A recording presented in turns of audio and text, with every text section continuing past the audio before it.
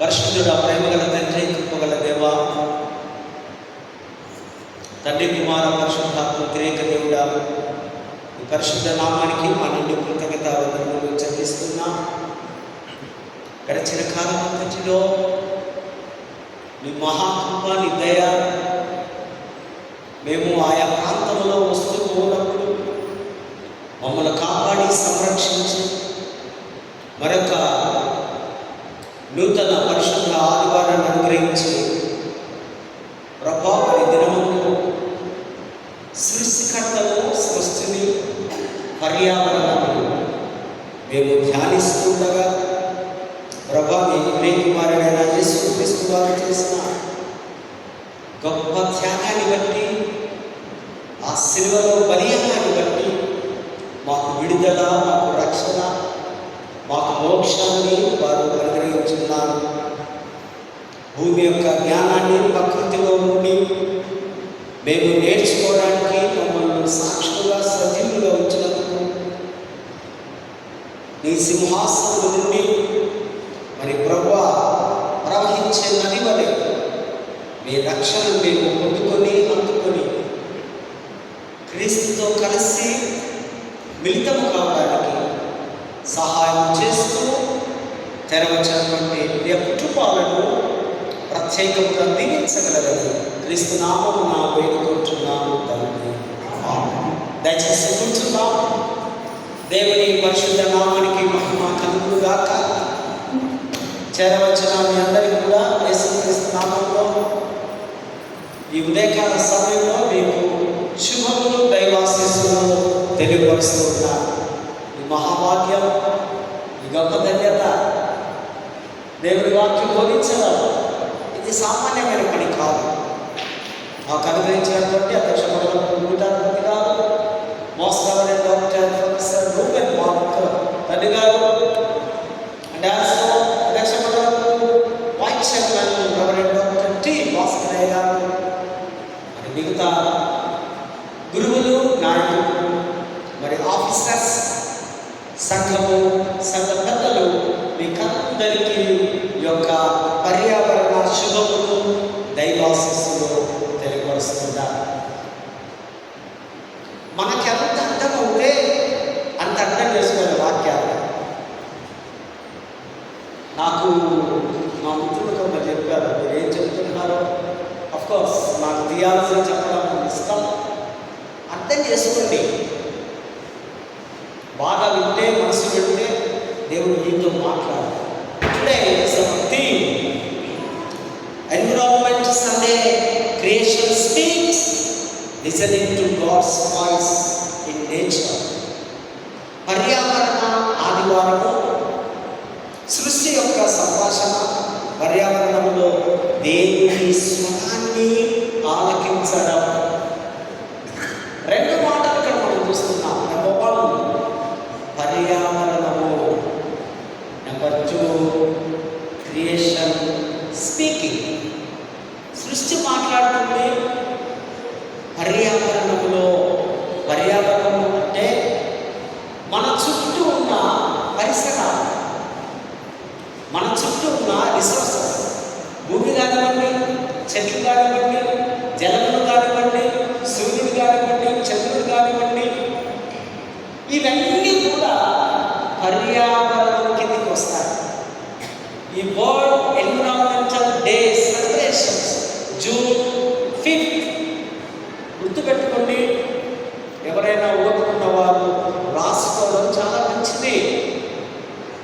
June 5 నాడు ప్రపంచ దినోత్సవంగా ఇది ఈ పర్యావరణాన్ని సెలబ్రేషన్స్ మనం చూస్తున్నాం. ఐక్యరాజ్య సమితి జనరల్ అసెంబ్లీ స్టాక్హోమ్ నందు ఈ యొక్క తీర్మానించారు. అది ప్రపంచ అన్ని దేశాలకు వెళ్ళి మన దేశంలో కూడా మన నాయకులు ప్రాముఖ్యంగా స్కూల్స్, కాలేజెస్లో ట్రీ ప్లాంటేషన్స్ నాటడం, పర్యావరణ దినోత్సవం అని ఒక చిన్న మొక్కలు, వృక్షాలను తీసుకెళ్ళి మన పెద్దలకు ప్రజెంట్ చేయాలి. ఈ గార్లెండ్స్, ఈ షాల్స్ కాకుండా ఇది జస్ట్ ఒక కుండీలో వేసినప్పుడు ఇస్తే వారి ఇంట్లో పెట్టుకుంటే అది మనకు వ్యాక్సిన్ ధరిస్తుంది. అది చాలా ప్రాముఖ్యమైనది. సృష్టిని అంతా దేవుడు కలగజేసి సృష్టిలో ఉన్న ప్రతిదీ మానవునికి ఇచ్చి మీరు అనుభవించండి. జంతువులను, పక్షులను, చెట్లను, చెట్లకున్న పండ్లను, పువ్వులను ఇవన్నీ మనము అనుభవిస్తూ ఉన్నాం. ఇవన్నీ మనం పొందుకుంటూ ఉన్నాం. దురదృష్టం, చెట్లను, అడవులను కాపాడండి అంటే కొద్దిమంది దాన్ని తన స్వార్థాలకు నరకడం, అమ్మివేయడం, దాన్ని పాడు చేయడం. అందుకే ఆ రోమపత్రిక 8:22 సృష్టి మూలుగుతూ ఉంది, సృష్టి బాధపడుతూ ఉంది.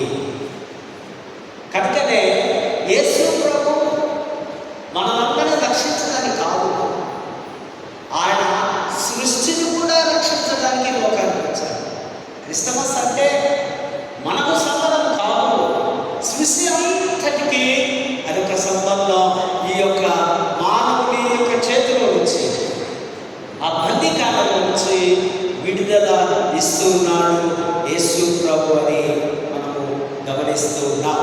ఈ సృష్టిని పర్యావరణము 2 విధాలుగా ఉంది. నెంబర్ 1 సజీవ కారకాలు అంటే మొక్కలు, జంతువులు, సూక్ష్మజీవులు మరియు మానవులు.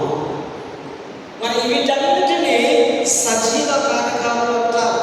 వీటిలో జీవం ఉంది, ఉనికి ఉంది, ప్రాణం ఉంది అని తెలియపరుస్తుంది. నెంబర్ 2 నిర్జీవ కారకాలు, అబయోటిక్, పైదేమో బయోటిక్. గాలి, నీరు, నేల, సూర్యరశ్మి, ఉష్ణోగ్రత మరియు ఖనిజాలు ఇవన్నీ నిర్జీవమైనవి. ఈ 2 కూడా ఈ పర్యావరణంలో మనము చూస్తుంటున్నాం. పర్యావరణ పర్యవేక్షణ మానవ కార్యకలాపాలు. కాలుష్యం, అడవులను నరికివేస్తే, చెట్లను నరికివేస్తే ఏమొస్తుంది? మనకు కాలుష్యము, పొల్యూషను. ఈ దినాల్లో చాలా భయంకరంగా పట్టణాల్లో, ఢిల్లీలో అయితే మరీ ఎక్కువ అనారోగ్యానికి గురి కావడం. 100 సంవత్సరాలు బ్రతకవలసిన మానవుడు 50-60 సంవత్సరాలకి వారి జీవితాలు ముగించబడుతూ ఉన్నాయి. సో కనుక ఈ యొక్క ప్లాస్టిక్ తగ్గించాలి, ప్లాస్టిక్ తగ్గించాలి అంటూ గవర్నమెంట్ ఎన్నోసార్లు మనకు చెప్తూనే ఉన్నారు. తిరిగి ప్లాస్టిక్ మనము వాడుతూనే ఉన్నాం. స్వామి వివేకానంద అంటారు, ప్రకృతి నియమాలను అతిక్రమిస్తే క్షణకాలంలో ఈ సృష్టి అంతమవుతుంది, తర్వాత ఏమీ ఉండదు. ప్రకృతిని మనం నాశనం చేస్తే రాబోయే దినాల్లో ఆ వేడిని లేదా ఆ భయంకరమైనటువంటి ఆ కాలుష్యాన్ని మనం పీల్చుకొని కొనుక్కొని చివరికి మనం శూన్యములోకి వెళ్తామని అక్కడ భక్తుడు రాసుకుంటున్నాడు. పర్యావరణం అన్నది మానవ జీవితానికి జీవనాధారం మరియు అవసరమైన ముడి పదార్థములను అందిస్తూ ఉంది ఈ పర్యావరణం. ప్రకృతిని ప్రేమించండి, తర్వాత పర్యావరణాన్ని రక్షించండి, 100 రెట్లు మీకు తిరిగి ఇస్తుంది. ఒక చెట్టును నాటండి, ఆ చెట్టు మిమ్మల్ని బ్రతికిస్తుంది. మనము హైవేస్లో అక్కడక్కడ వెళ్తుంటాం, రోడ్లప్పుడు ఏముంటాయి? చెట్లు ఉంటాయి. ఎప్పుడో 50, 60, 70 సంవత్సరాల కిందట మన పూర్వీకులు వేసిన ఆ విత్తనం, ఆ మొక్క నేడు మహా వృక్షము. ఆ చెట్టు కింద కాళ్ళు ఆపుకొని కొద్దిసేపు వేడవుతాయి. కొద్దిసేపు సేకరించుకోవడానికి మనకు చెట్లు చాలా అవసరం. ప్రకృతి మనకు ఇస్తుందని మనకు గమనించవలసిన అవసరం ఉంది. సృష్టి మాట్లాడుతూ ఉంది, నిశ్శబ్దంగా లేదు. ప్రతి ఆ సూర్యోదయంలో ఆకులతో ప్రవహించే నదితో, పక్షులతో, జంతువులతో సృష్టి మాట్లాడుతుంది. మీరు మార్నింగ్ అవర్స్ చూడండి, పట్టణ గ్రామాల ప్రాంతాలలో ఆ పిచ్చుకలు రాగాన్ని తీస్తుంటాయి. ఎప్పుడైనా మీరు ఫారెస్ట్కి వెళ్ళారా? ఎప్పుడైనా ఆదిలాబాద్ జిల్లా ప్రాంతంలో, నిర్మల్ ఆ ప్రాంతంలో మరి ఫారెస్ట్ అసలు వెళితే అక్కడ మంచి శబ్దాలు వస్తూ ఉంటాయి. అవన్నీ దేవుణ్ణి స్తుతిస్తూ ఉన్నాయి. అందుకే కీర్తనలు 19వ అధ్యాయంలో కూడా, కీర్తనకారుడు 8వ అధ్యాయంలో కూడా ఆయన రాస్తున్నాడు. అంతరిక్షంలో లేదా భూమిలో సృష్టిలో ఉన్న ప్రతిదీ కూడా దేవుణ్ణి ఆరాధిస్తూ ఉంటున్నాయని మనం ఇక్కడ చూస్తున్నాం. అవన్నీ మహిమను, దేవుని మహిమను ప్రకటిస్తూ ఉంటున్నాయి. హృదయాల్లో వినేవారి కోసం దేవుని స్వరం ప్రతిధ్వనిస్తుంది. సృష్టిని ఉనికిలోకి తెచ్చిన దేవుడు దాన్ని పోషించే ప్రపంచము ద్వారా ఆయన మనతో మాట్లాడుతున్నాడు. ప్రకృతి మనకు దైవిక సత్యం అన్ని సిద్ధాంతాలలో కలిసి సృష్టి కార్యం, వేదాంత నిర్మాణం.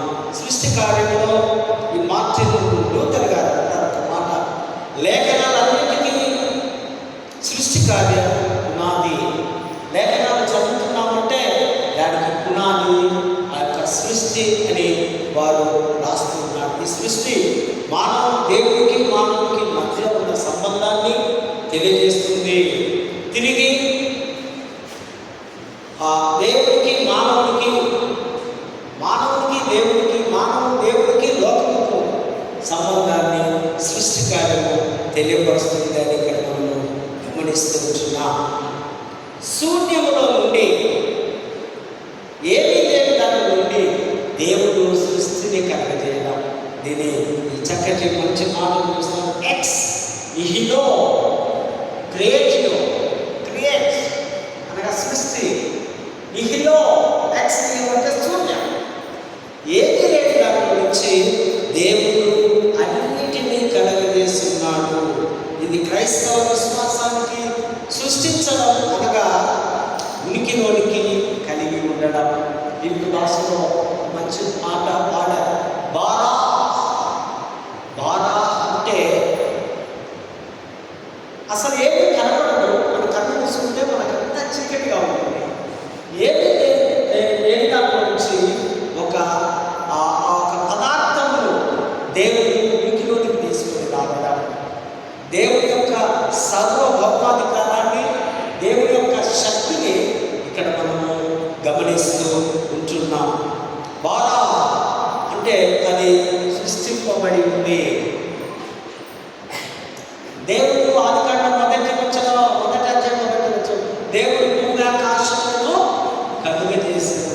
అది దేవుడి పని కనుక బాగా. మరి ఇంకొక మాట చూస్తున్నాం,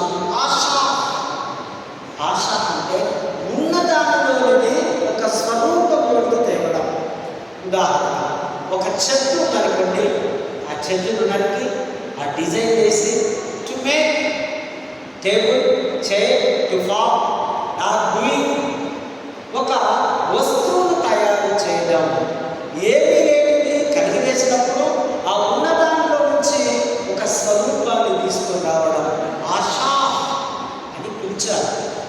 సో కనుక ఈ దినం మనం ఉంటున్నవన్నీ కూడా సృష్టిలో నుంచి వచ్చినది, భూమిలో నుంచి వచ్చినది. ఈవెన్ వర్షం మాత్రమే ఆకాశం నుంచి దేవుడు పంపిస్తూ ఉన్నాడు. ప్రతిదీ కూడా మనము భూమిలో నుంచి పొందుతున్నామని మనము గమనించవలసిన అవసరం ఉంది. ఆశ మునుపు ఉన్నదానిలో నుంచి ఒకటి కొత్తగా చేయడం. ఫర్ ఎగ్జాంపుల్, క్యాసెట్ ఉందనుకోండి, దీని కనుక సక్సెస్ ఉందనుకోండి, దీన్ని తయారు చేసిన వారు ఉంటారు. దీన్ని అనుభవిస్తూ ఉండాలి. ఎప్పుడు ఆ తయారు చేసిన వారు మనం జ్ఞాపకము చేసుకోం. సృష్టికర్త వెనక ఉన్నాడు, సృష్టిని మనము అనుభవిస్తూ ఉన్నాం. ఆదిలో దేవుడు అనగా ఆది లేని ఆదిలో ఉన్నాడు ఆయన. బిగినింగ్ ప్లస్ బిగినింగ్ అంటే ఆయన ఆదిలో నుంచి ఉన్న దేవుడని మనకు అర్థం చేసుకోవాలి. సృష్టి, వేదాంత, క్రియేషన్ అండ్ థియాలజీ అనగా సృష్టికి ముందు త్రియేక దేవుడు ఉన్నాడు. సృష్టికి ముందు ఆ త్రియేక దేవుడు ముగ్గురు కలిసి సృష్టిని కలుగజేసి ఉన్నాడు. దేవుడు సృష్టింపబడలేదు, దేవుడు ముందుగానే ఆయన ఉన్నాడు. ఆయన స్వయంభవుడు, అంతర్యామి, సృజింపబడిన వాడు కాదు. ప్రతిదీ కూడా సృజింపబడిన ప్రతిదీ ఆయన ద్వారానే కలిగి ఉందని మనము జ్ఞాపకం చేసుకోవాలి. దేవుడు సృష్టిలో దేవుడు సంచరిస్తున్నాడనే యొక్క సత్యాన్ని మనము అర్థం చేసుకోవాలి. సృష్టి దేవుని స్వరాన్ని వినడం. ఫర్ ఎగ్జాంపుల్, సృష్టిలో ఉన్నటువంటి స్నేక్, పాము దేవుడు ఏమిచ్చినాడు? నోరిచ్చినాడు కదా. అది కారణంగా నువ్వు వెళ్ళి పాముతో మాట్లాడు. తర్వాత మనం చూస్తాం, సర్పం అంటుంది మీరు సావనే సావు. దేవుడు చెప్పాడు ఆ పండు తింటే మీరు సస్తారన్నప్పుడు వారికి భయం అయిపోయి పండు జోలికి వెళ్ళలేదు. ఈ సర్పం వచ్చి మీకు దేవుడు దేవతలు దేవుడు ఉంటారని ఏదేదో కథలు చెప్తే నమ్మి ఆమె పాపములో శాపంలో పడిపోయినట్లు మనము చూస్తుంటాం. అదేవిధంగా సంఖ్యాకాండము 22వ అధ్యాయం 32వ వచనంలో చూస్తాం. బిలాము మరియు అతని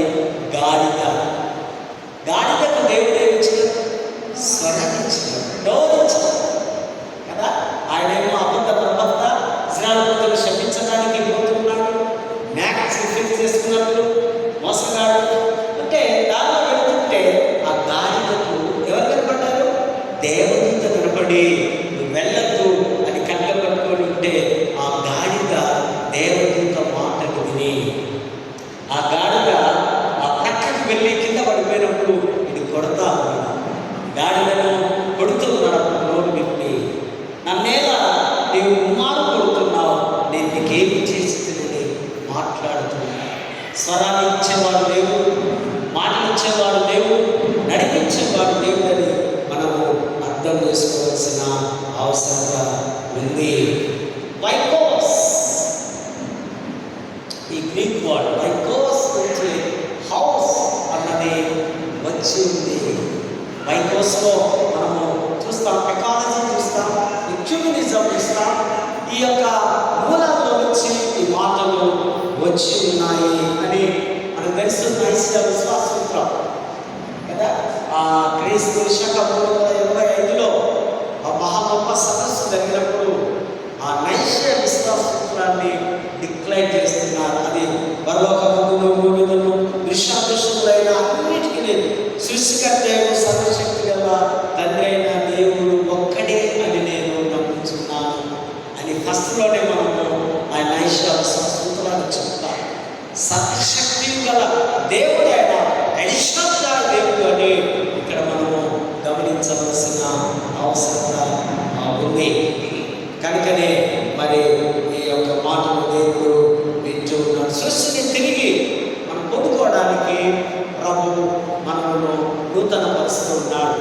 కొద్దిమంది దేవుని బిడ్డలు క్రీస్తును దేవుని సృష్టిని అర్థం చేసుకున్నవారు సృష్టిని పాడు చేయరని వాక్యం సెలవిస్తుంది. విలియం టెంపుల్ ఎకోస్పిరిచువల్, ఆత్మీయ ఆ సృష్టికి చూపాలి. సృష్టిలో మనము ఆధ్యాత్మికంగా ఆ ఎకోస్పిరిచువల్గా మనం కలిగి ఉండాలి. నేడు యూరప్ కంట్రీస్లో మీరు వెళ్తే మంత్లీ వన్స్ వారి ఫ్యామిలీతో అందరూ వెళ్ళి జంగల్ ఫారెస్ట్ వెళ్ళి వారు ఒక చెట్టును హక్ చేసుకోవాలి. 10 నిమిషాలు, 15 నిమిషాలు, అర్ధగంట. దాని అర్థం ఏంటంటే ఆ చెట్టులో ఉన్నటువంటి లవణాలు, ఖనిజాలు, ఆక్సిజన్ మన బాడీకి మనకు వస్తూ ఉంది. ఐ లవ్ ట్రీ, ఓ చెట్టు నేను నిన్ను ప్రేమిస్తున్నాను. కారణం దేవుడు నిన్ను ప్రేమించి ఈ లోకాన్ని పంపించున్నాడు. మీరు చెట్టును నరికేయండి, కొంతకాలానికి మళ్ళీ చిగురు వస్తూ ఉంది. కనుక యూరప్ కంట్రీస్లో ఫ్యామిలీతో అందరూ వారికి ఒక ఇది ఉంది. అదేవిధంగా నెల్సన్ మండేలా అంటాం, trees are my temples, forest are my cathedral. ఆ ప్రకృతిలో ఉన్న చెట్లన్నీ నాకు దేవాలయంతో సమానం. దేవుడు కలిగేస్తున్నాడు. కెథీడ్రల్ అనగా పుణ్యస్థలం లేదా దేవుడికి చేత కేంద్రీకృతం చేయబడినటువంటి స్థలము క్రైస్తవులు అని వారు చెప్తున్నారు. అదేవిధంగా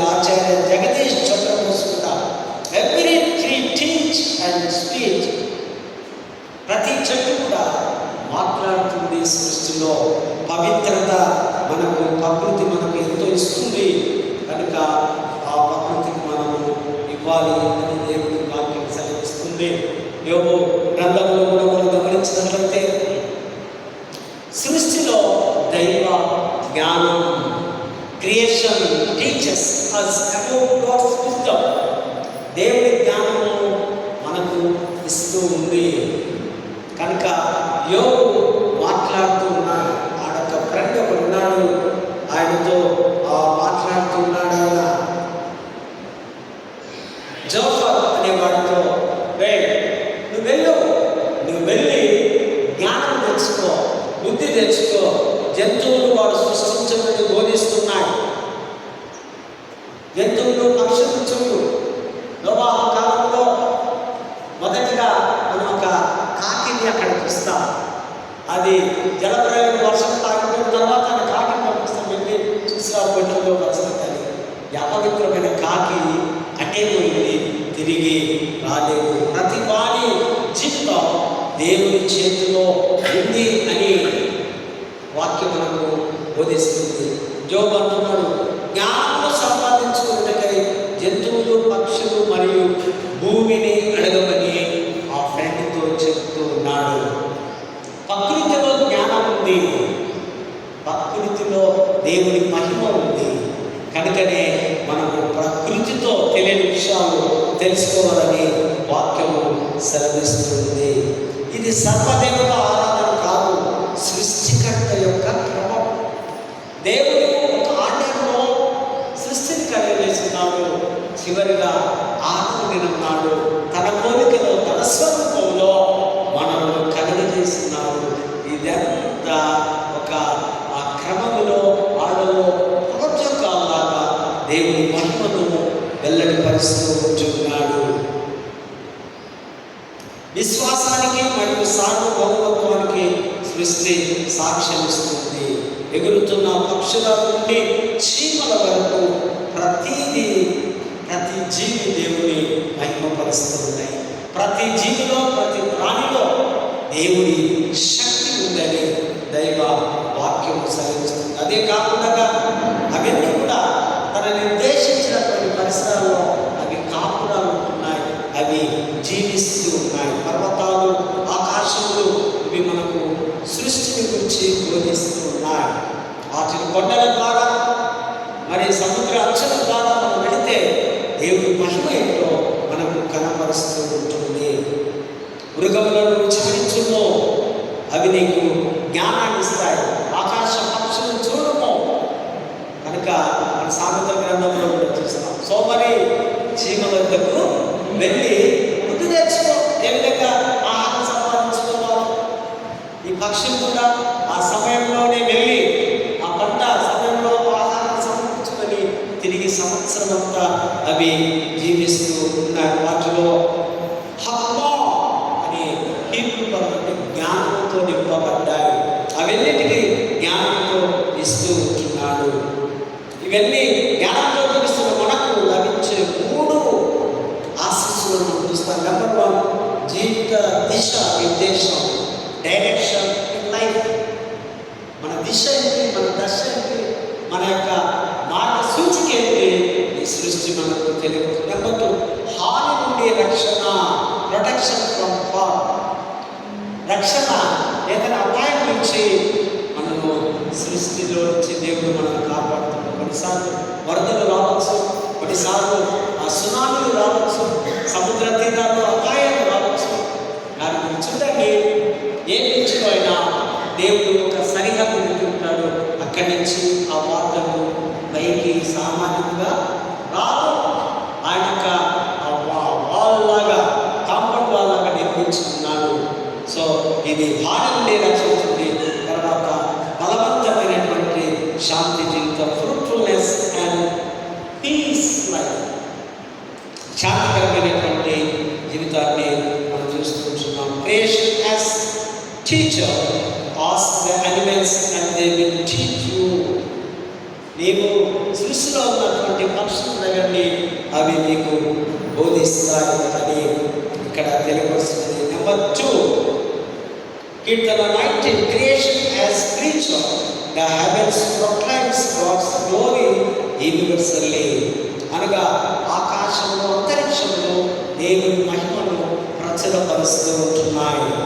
number 3, creation as spiritual nature teachers discipleship trust power anxiety అనగా ఈ యొక్క ఆధ్యాత్మికమైనటువంటి ఈ సృష్టిలో దేవుడు మరి వారిని అన్నిటిని కలుగజేస్తున్నాడని ప్రపంచవ్యాప్తంగా ఉన్నట్టుగా మనం చూస్తాం. Number 4, creation restore God's final restoration and renewal of creation. ఆయన పునరుద్ధీకరణ చేయడం, ఆయన తిరిగి కట్టడం, ఆయన సమాధానపరచడం ఆయన దేవుడికి సాధ్యము అని లేఖన భాగాలు చదివిస్తున్నాయి. కీర్తన 19వ అధ్యాయంలో మనం గమనించినట్లయితే దేవుని హెవెన్స్ డిక్లేర్ గ్లోరీ, సృష్టి దేవుని మహిమ పరుస్తుంది. ఆకాశంలో మహిమను ప్రకటించుతున్నది, అంతరిక్షంలో ఆయన చేసిన చేతి పనిని మంచిగా పరచుతున్నది. ప్రకృతి మాటలు లేకుండా బోధిస్తుంది. నేచర్ ప్రీచెస్ వితౌట్ వర్డ్స్, మాటలు లేకుండా దాని ద్వారా అది ఏది బోధిస్తుందో, ఏది చెబుతుందో. ఉదాహరణ, గాలికి మాటలు లేవు, ఆ శబ్దం ద్వారా మనకి ఏమనుకుంటున్నాం? నేను సాయంకాల సమయం 6 o'clock బాగా గాలి వచ్చింది, గాలి విలుస్తుంది, లేదా గాలి విపరీతంగా కొట్టుకుపోతున్నాయి వస్తువులు. ఇది మౌనంగా మాట్లాడుతుంది సృష్టి మరియు లేఖనాలు రెండు కలిసి పనిచేస్తున్నాయి. మనం దేవుడికి దగ్గరగా చేస్తాయి. సూర్యుడు భూమికి వెలుగును జీవాన్ని ఎలా ఇస్తున్నాడో అదే విధంగా ఆ దేవుడి యొక్క వాక్యం మన హృదయంలోనికి చొచ్చుకొని పోతుంది. ప్రకృతి నిరంతరము దేవుని గురించి మాట ఆధ్యాత్మిక శక్తిని ఇస్తుంది. Nature continuously speaks about God. దేవుడి గురించి ఎప్పుడూ మహిమపరుస్తుంది. మనమే కొన్నిసార్లు దేవుడిని మర్చిపోతున్నట్టుగా మనం ఉంటున్నాం. The man he followed as a star to Christ. ఆ నక్షత్రాన్ని బట్టి జ్ఞానులు యేసుతో దగ్గరికి వెళ్ళారు. ఇక్కడ సృష్టి దారి చూపిస్తుంది. బాలుడైన యేసు వచ్చినప్పుడు ఆ గుర్తును బట్టి వారు ఇక్కడికి వచ్చినట్టుగా లేఖన భాగాల్లో మనం చూస్తున్నాం. ప్రకటన గ్రంథం ప్రాముఖ్యమైనది ఆ 21, 22లో new creation and new earth, క్రొత్త ఆకాశము, క్రొత్త భూమి ఇక్కడ మనం చూస్తున్నాం. సృష్టి దేవుని భవిష్యత్తు ప్రణాళిక, creation to God's future restoration అనగా ఇది ఆ భవిష్యత్తు నుంచి ఆయన రాబోయే ఆ దినాల్లో ఈ ప్రకటన గ్రంథంలో ఆయన చేస్తున్న కార్యం శాశ్వతమైన జీవ నది. ఇక్కడ నదిని చూస్తుంటున్నాం. ఆ ప్రకటన గ్రంథం 22 మొదటి నుంచి 6 వచనాల్లో ఈ నది చాలా ప్రాముఖ్యమైనది. The eternal river of life. ఆదికాండం నుంచి ప్రకటన వరకు అనేకమైనటువంటి నదులు ఉన్నాయి. అందులో ఇది జీవ జల నది. దేవుడి సింహాసనం నుండి ఇది పారుతున్నటువంటి నది అని మనం అర్థం చేసుకోవాలి. ఆదికాండం 2:11లో పిషాను నది, ఇది బంగారు మరి విలువైనటువంటి మరి రాళ్లతో హవీలా వేసి నుండి పారుతుంది ఈ నది. రెండవ నది నిర్గమాకాండంలో మనం చూస్తాం నైలు నది. నైలు నది కరోరాజు అక్కడ ఉన్నటువంటి వారికి ఆజ్ఞిస్తాం, ఎవరైనా హెబ్రీలు మగపిల్లాడు కంటే మరి నైలు నదిలో పడవేయండి. నైలు నదిని మనం ఇక్కడ చూస్తున్నాం. మూడవది యెహోషువ గ్రంథంలో 3వ అధ్యాయంలో మనం చూస్తాం యోర్దాను నది. ఇశ్రాయేలు ప్రజలు ఆ నదిని దాటి వారిని కానాను దేశాన్ని, వాగ్దాన దేశాన్ని పంపినట్టుగా ఇక్కడ మనం ఈ నదిలో చూస్తూ ఉంటున్నాం. మరి యెహెజ్కేలు 1వ అధ్యాయంలోనే 1వ వచనంలో కేబాలు నది, కేబాలు నది నందు ఈయన చెరలో ఉన్నప్పుడు, చెర అంటే మనలాగా జైల్లో ఆ 20 డోర్స్ వేసి పెట్టడం కాదు. ఆయన చెరలు ఓపెన్గా తిరిగేవారు.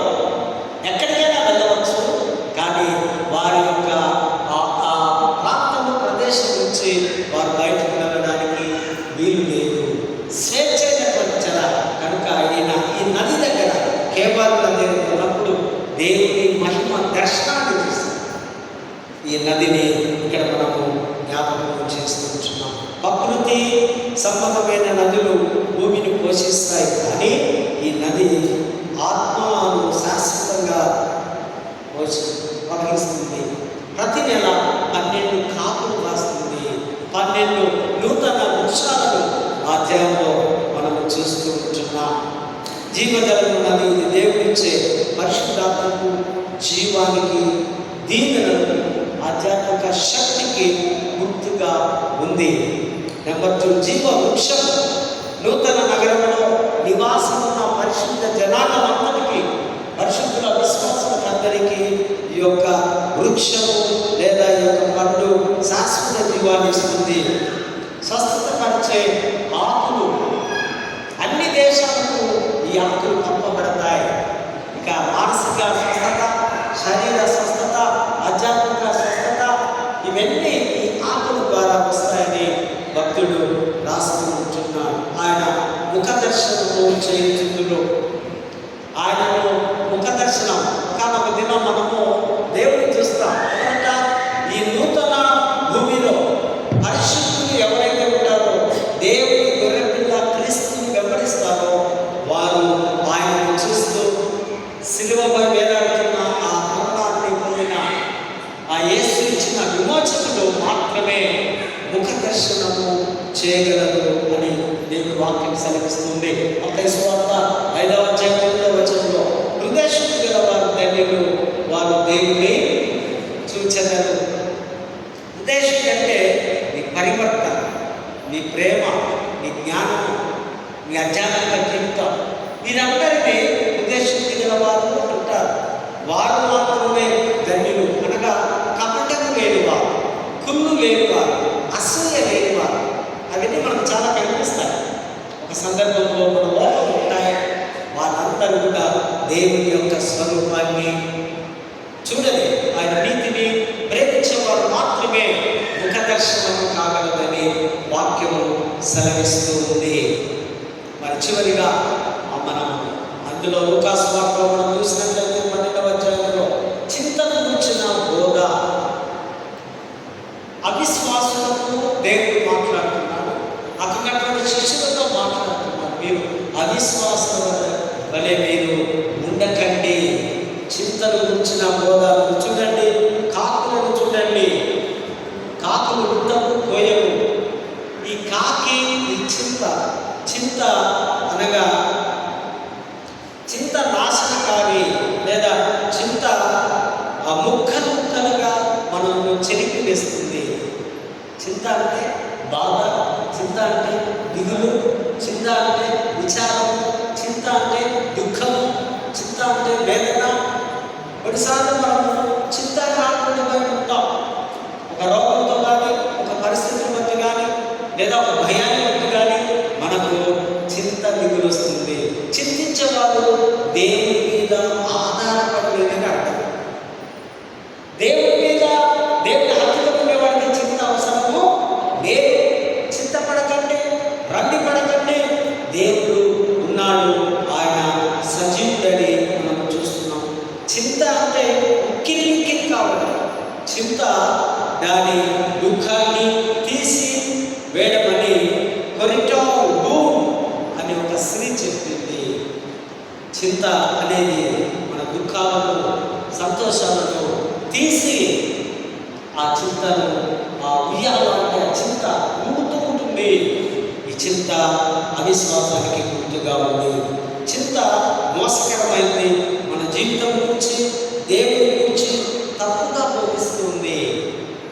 చింతలో ఉన్నవాడు దేవుని మాట విన్నప్పుడు, దేవుని వాక్యం బోధిస్తున్నప్పుడు ఆయన మనసులోకి రావు. ఆయన దుఃఖంలో, చింతలో ఉంటాడు. చింత మనలను అన్యత్వం, అంధత్వంలోనికి, గురుడితనంలోనికి నడిపిస్తూ ఉంది. విత్తను కోయలేని చింత వికృతమైనది. ఇది మనల్ని పెరగకుండా చేస్తుంది. చింత క్రైస్తవానికి వ్యతిరేకం. చింత పాపము. కనుక వీటిని America parliament preacher pastor Marshall అనే ఒక ప్రార్థన ఏంటంటే, ఆయన ప్రార్థన చేస్తున్నాడు,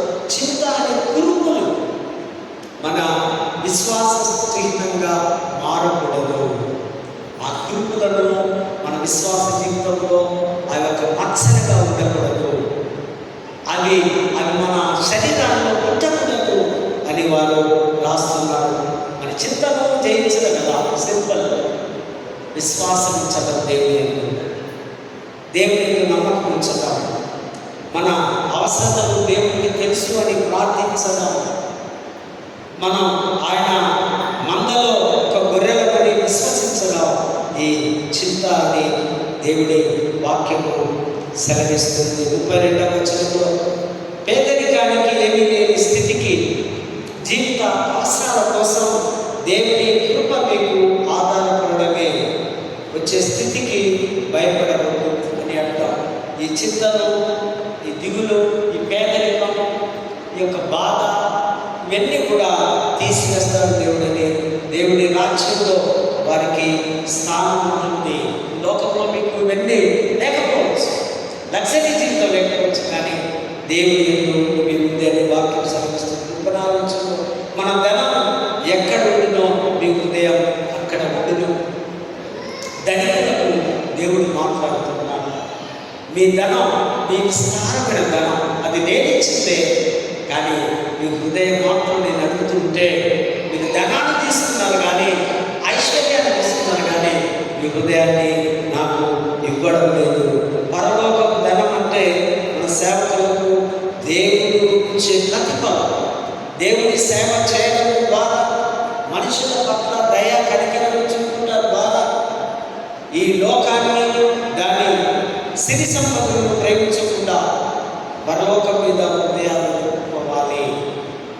ఈ లోకంలో వాటిని దూరపరుస్తూ పరలోకంలో ఉన్న వాటి కొరకే మనము పాత్రపడాలని దేవుడి వాక్యము సూచిస్తుంది. 2 రకమైనటువంటి సిద్ధులు లేదా సంపదలను మనం చూస్తున్నాం. ఈ లోకంలోనివి సంపదలన్నీ నశించిపోయేవి. ఒకనొక దినం భూమి అంతా కూడా పాత భూమి కాలిపోతుంది. క్రొత్త భూమి, క్రొత్త ఆకాశము, క్రొత్త సృష్టి వస్తూ ఉంది. కనుక మరి ఈ యొక్క సమయంలో అవి నశించిపోయి, రెండవది పరలోకములో శాశ్వతమైనటువంటి సంపదలు ఉన్నాయి. పరలోకంలో దేవుడు ఇస్తున్నటువంటి ఆ యొక్క శాశ్వతమైన సంపద ఈ లోక సంపదలకు నీ హృదయం దారి సాగుతుంది. నువ్వు ధనవంతుడు అవుతే ఈ లోకానికి నువ్వు మనిషి అవుతావు, దాసుడు అవుతావు. అది ఏది చెబితే అది వచ్చేస్తావు. కానీ అది కాకుండా దేవుని రాజ్యం పరసంబంధమైన కనుక ఆయన వాక్యం, ఆయన యొక్క కృప నీ సన్నిధానంలో ఉంటుందని లేఖన భాగాలు సెలవిస్తున్నారు. ప్రేమైనటువంటి వాళ్ళ ఈ పర్యావరణ దినమందు ఈ సృష్టి చేసిన సృష్టికర్త ప్రభువా, నీవే మాకు ఆధారం. ఈ సృష్టి అంతా నీదే.